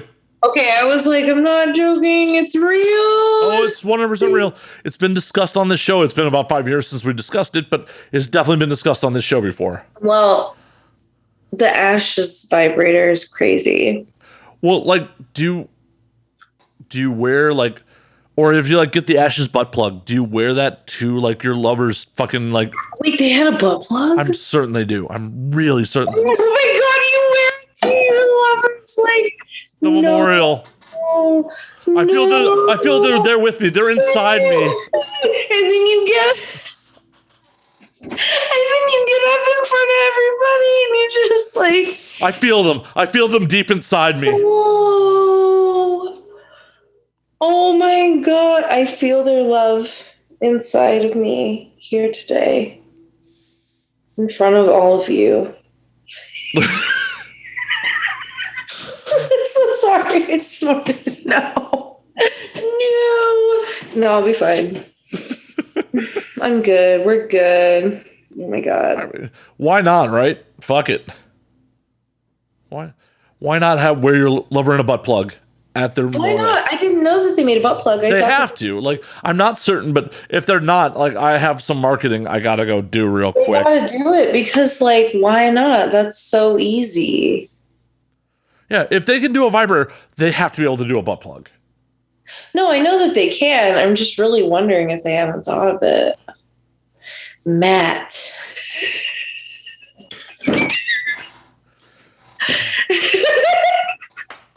I'm not so egotistical I was going to name it after myself, but... I'm like, Matt, we have an idea. And then we're going to broadcast it to the internet for someone else to steal it. This is a common thing that happens on the show. Like, drunk, brilliant ideas happen on this show, and then I'm like, yeah, I never follow through with those. Fuck. And then, like, a year from now, we'll see it. We'll be at AVN, and we'll be in the toy section at AVN and be like, motherfucker. Fuck. It's true. And think about it, like, how much you can mark that fucker up, because, like, the funeral business is a giant ripoff in the first place. It's true. I thought about being a mortician, but it's a lot of school. And also, I don't know if I could handle that icky stuff. I think you could. If you could handle, like, the things you do for funsies, I'm sure you could handle that icky stuff. Yeah, also they're dead. Like, no offense. I mean, they're dead. You can't offend them. They can't feel anything, and they're dead. And, like, I'm not saying it wouldn't be creepy at times, but, like, or gross, but, like, they're not alive, and your job is to preserve them. They do crazy shit, though, so I don't know. It's a lot of school. It is. I could do it. It's a lot of school, though. It's a lot of school. A lot of fucking hazardous chemicals and shit, too. And then it's like you go and you, like, go into the field, and then if it's like you puke once and that's all you get. Like, you only get, that's like the rule, because I used to go to EMT school. I actually passed. I'm not an EMT, and I didn't decide I didn't want to do it. But, like, that's, like, kind of the rule. You get, like, one sick pass and, like, your whole career, like, medically. Like, you get, like, one time to be sick. So, like, so a lot of people go to school for stuff like that, and then they just, like, can't hang. Well, the thing about it is with EMTs, like, a lot of them I know drink fucking heavy and, like, will give themselves IVs to fucking, like, get themselves back in the game. That's like alcoholism, bro. Well, yeah, they see some fucked up shit, but, like, yeah, especially, like, guys working for private companies, like who would do like 24 on, 48 off and shit like that, would roll in like fucking trashed, give themselves an IV and oxygen to like get themselves right again before they started their shift. It's now that you're saying it, I watch a lot of Grey's Anatomy, and now I'm starting to look at it differently a little bit. Some of the stuff they do on that show. Yeah, I mean, healthcare professionals, sometimes you gotta like question things. Oh, trust me. I've questioned. I don't want to get into like a whole political diatribe on how fucked up our definitely. medical system I'm is. just saying, I'm one of those people where I'm like, yes, I know. I get second opinions. I check up on things. I've learned to do it. Yeah, because you're getting opinions from fallible humans. Like, doctors are not God.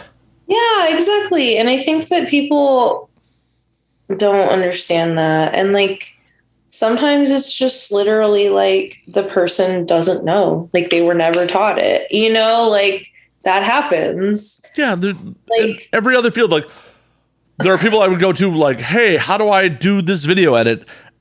And I would trust their judgment. But if they didn't, like, they gave me bullshit and I tried and it didn't work, like, oh, hey, they don't fucking know everything. They may be a fucking expert in their field. It goes for fucking everything. Yeah.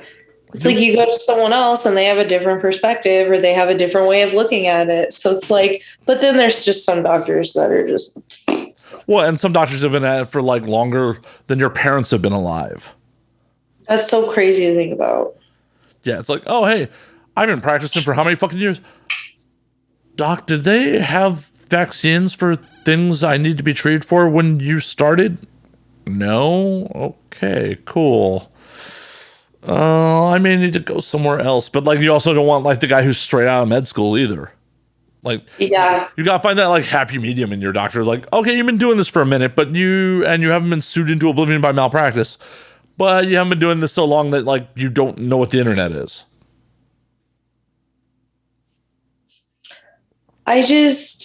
Doctors kind of freak me out. Like, not in a bad way, but like, takes a certain kind of person to be able to like cut into somebody, and like human bodies are literally just like freaky machines, and like doctors really are just like kind of scary to me. Like they know a lot of stuff and sometimes they fuck up and sometimes they try things and like it's great. They figure shit out, but like sometimes they do some freaky shit and I'm just like, well, and the thing about it is like they also are human and have like lives outside of fucking operating and practicing medicine. So it's like, oh, yeah. I got into a big fight with my wife this morning. I'm fucking distracted. Whoops, cut that artery. Oh God, I saw this show. It's this funny show. It's called You're the Worst. And there's this fucking scene in it where the guy is like, it's like one of the main characters. He's a surgeon. He's like sitting on a beach, chilling. And then all of a fucking sudden, it's just like, he's like, it's a vision of him like on a beach. And then all of a sudden there's like blood splashing on his face.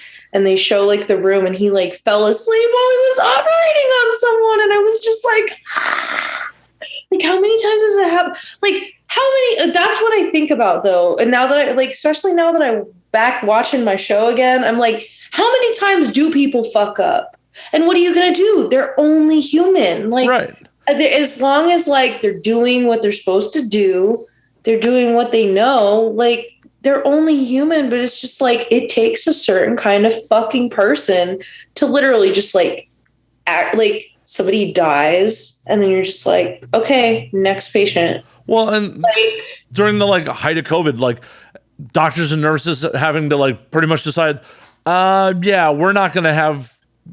that person's not going to survive. Don't even bother ventilating them. Like, just being able to make that decision about another human life is like, holy fuck.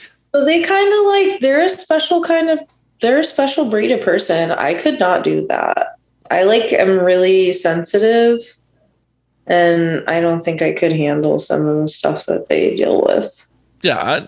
And that's what goes back to like earlier. I don't think I could handle like cutting into dead bodies. Maybe not. Like some of that stuff is freaky, but also that person's already dead. So it's, again, the responsibility is like taken away on a different level. Like, right. If you fuck up, all you're going to do is piss off their family, maybe. Yeah, you know, like, and if you do it, it's definitely an accident. Like, I'm not, it's like you just fix it. Right. Versus like fucking up on a live human. It's like, You're like, oh shit, I killed your dad. Sorry. my bad. Oops.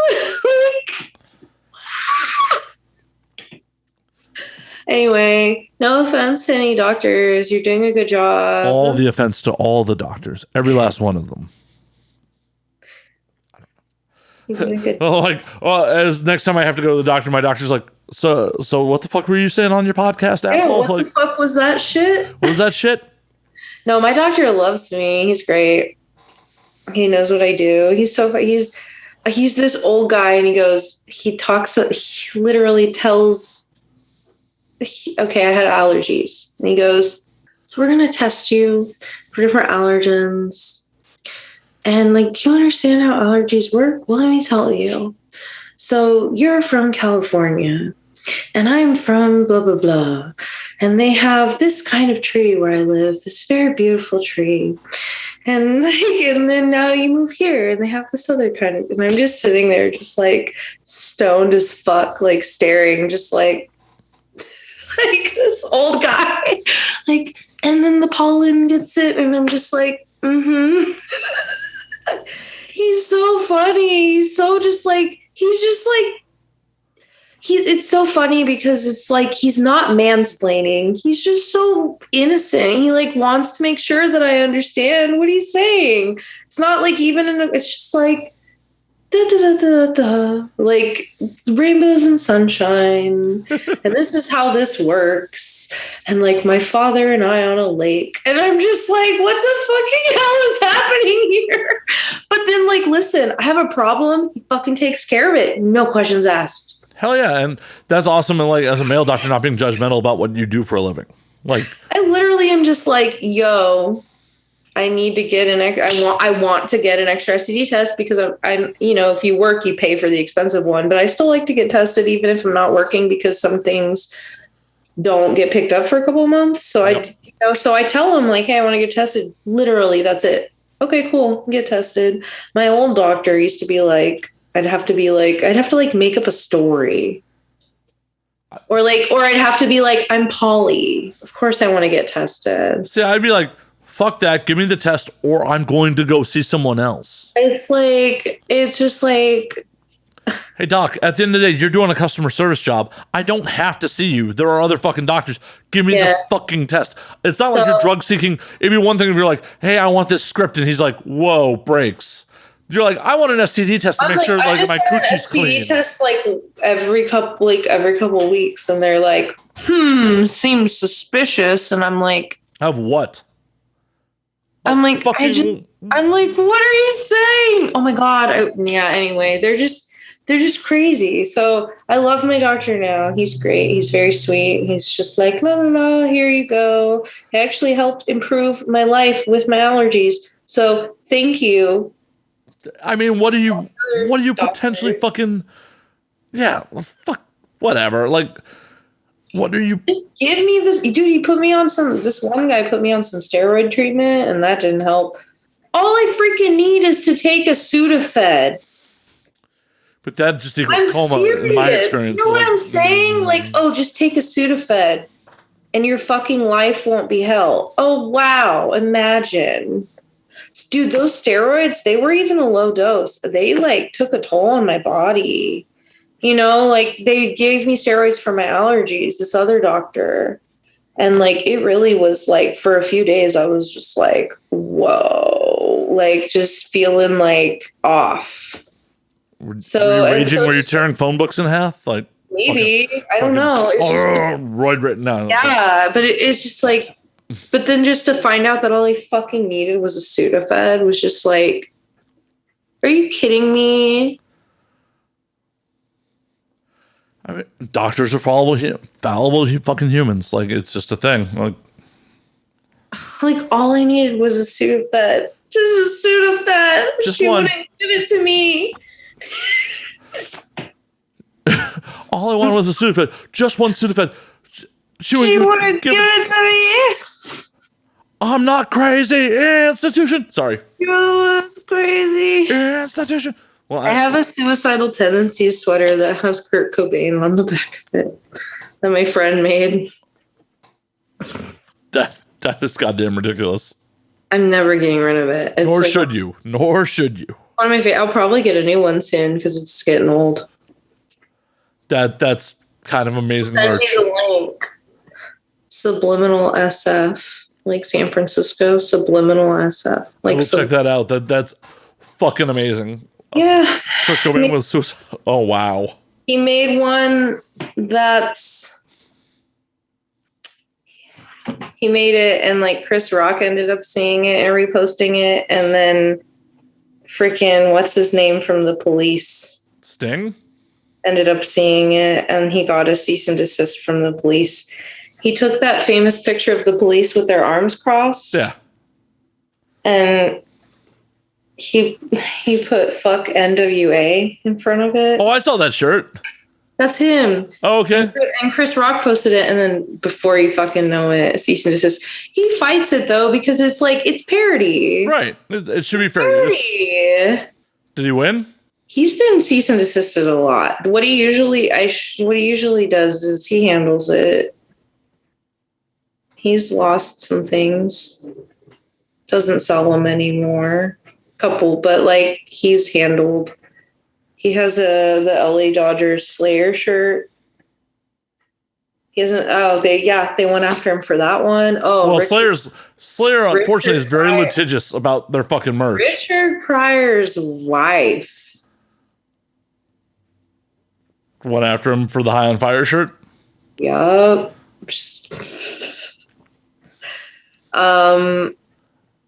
Who else? Yeah, I'm like, how many people have tried to sue you, bro?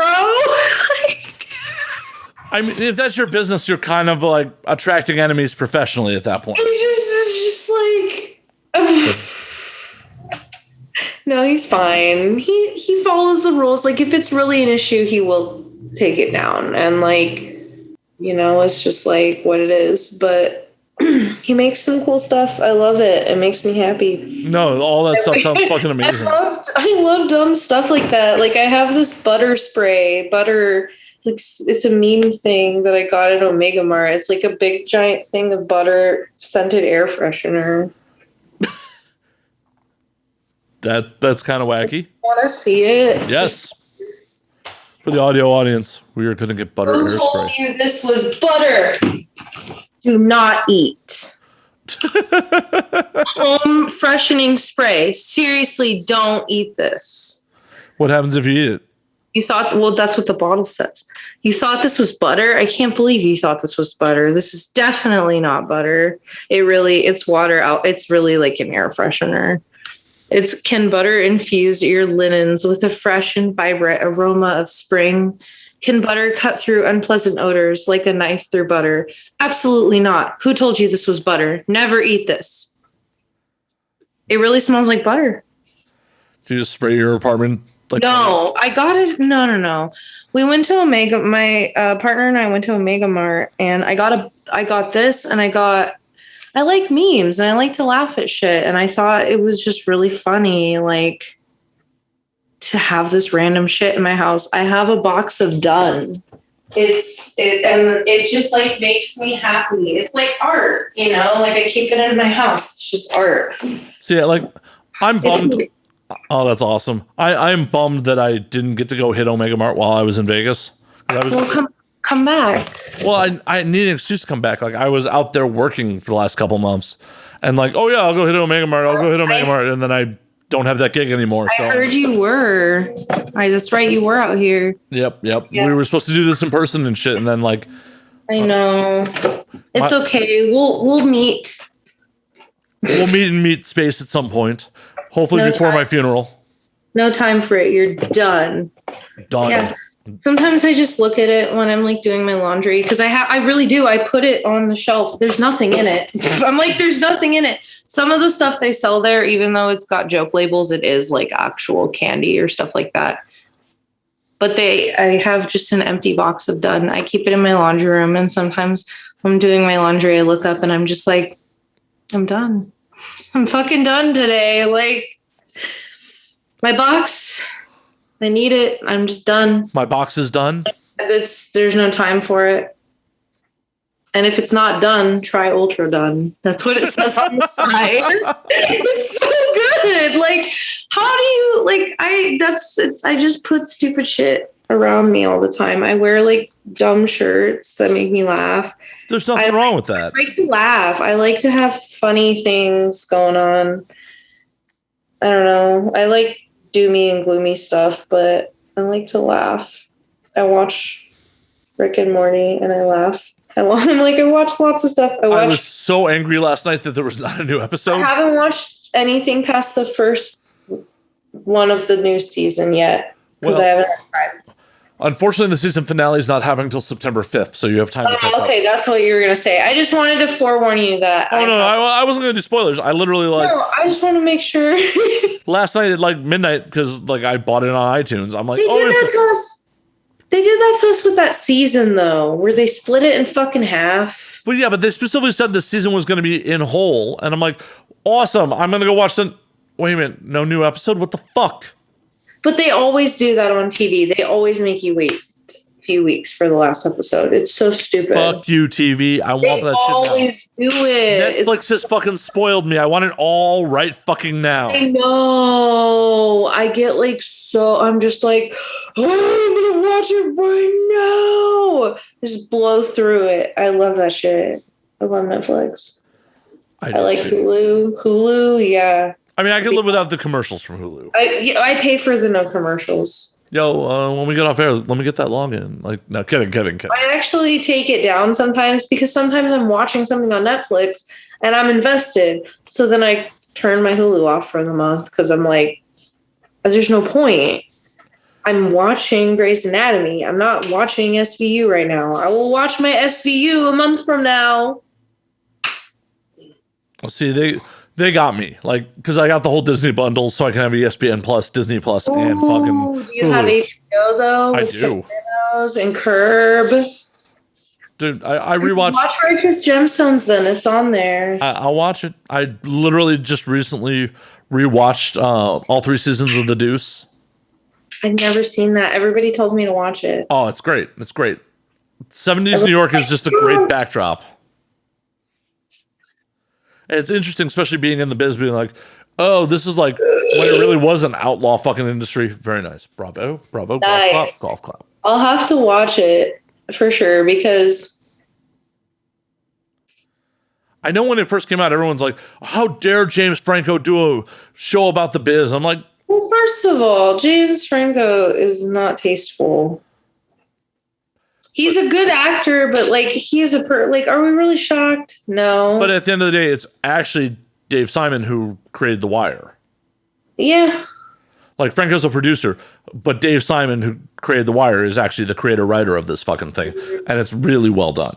I have to watch The Wire. I haven't seen a lot of stuff. I just saw The Sopranos for the first time this year. The Wire is better. I'm just saying. I'm just giving you context for how behind I am on life. Well, you'll catch up. Don't worry. You'll get there. I'll be doing other shit besides watching so much stuff. And then I don't know. I watch things. Whenever. You'll get there. I have faith. I will get there one day. I want to hit my bong again, but I don't think I'm allowed to. Why not? Am I allowed to on here? Mm-hmm. I just wanted to ask. Because everybody's different. Some people are like, no. I mean, it just means I have to check mark it for drug use. I mean. Oh my God. You have to tell everybody that I'm a druggie. I'm just kidding. I mean, it's also a fictional drug. I was really joking. This isn't real. I mean, this is all fictional. No, this is just us talking. This is just a prop. This is a prop. This isn't real drugs. I could have another White Claw, but this is going to fuck me up. Well, we're actually going to be wrapping here in just a moment. Because I don't want to have another White Claw. I want to have a bong hit. Oh, and my pink bong. Have that bong hit, and then we're going to call last call on this motherfucker, and you can tell everyone where to find all your shit. But first, the bong hit. It is a very, very healthy bong hit for the audio audience. Very healthy. Uh, So, Lita, where can they find you on the thing? I like to smoke weed. I would take breaks, but Nothing wrong with it. where do you want to find me? Where can they find you on the things? Oh my gosh. Well, I have Twitter again. If anybody's listening, from Twitter, don't listen. I'm Lita Bangs, Lita, like Lita Ford. Like Lolita without the low, but that's not why I'm named. So just so you remember. So I'm Lita Bangs, like bangs, like hit stuff, banging, Lita Bangs. And then on Twitter or on Instagram, I'm just Lita Lecherous, my full name. I have same with OnlyFans. If you want to see me naked, you'll see me naked everywhere. You can look me up on Pornhub. You can Google my name. You can literally Google my name and find a lot of things about me. You can see some things. some stuff and some things. You can see some things. I Google myself every now and then. You'll see my website, lecherouslita.com. Everything is mostly my name. Or you just remember goth-gf.com because I'm the goth GF. I'm the goth GF for you. Fuck yeah. And just remember, very cute. When I die, Lita is going to fuck me at my funeral, so I'm gonna fuck his corpse. Yep. So remember that. Because not before then. No, at no time before then. I'm saving myself for death. Corpse, that's a specific word. Right. No, I'm just putting it out there, saving myself for death. To make amends for the fact